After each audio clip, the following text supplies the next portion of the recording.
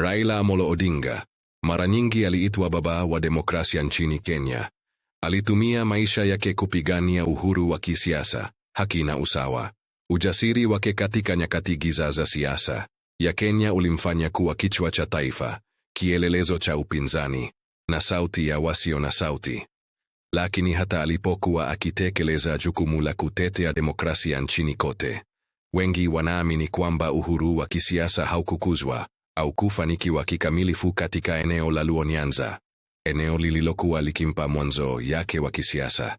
Kwa miongo kadhaa, Raila hakuwahi kuwa tu kiongozi wa siasa huko, bali alikuwa kiongozi wa kitamaduni na kiroho, aliyeonekana kuwa kingpin asiyehitajika mjadala. Ndani ya chama cha ODM, maneno yake yalikuwa ya mwisho. Wengi hawakuweza kupinga, na viongozi wengi wenye uwezo waliotaka kujitanua ndani ya chama walitekwa na siasa za uaminifu. Watu wa eneo la Luo Nyanza wamesema, sasa tuko uchi bila baba. Kauli hii inaelezea uhusiano wa kihisia kati ya Raila na watu wake pekee.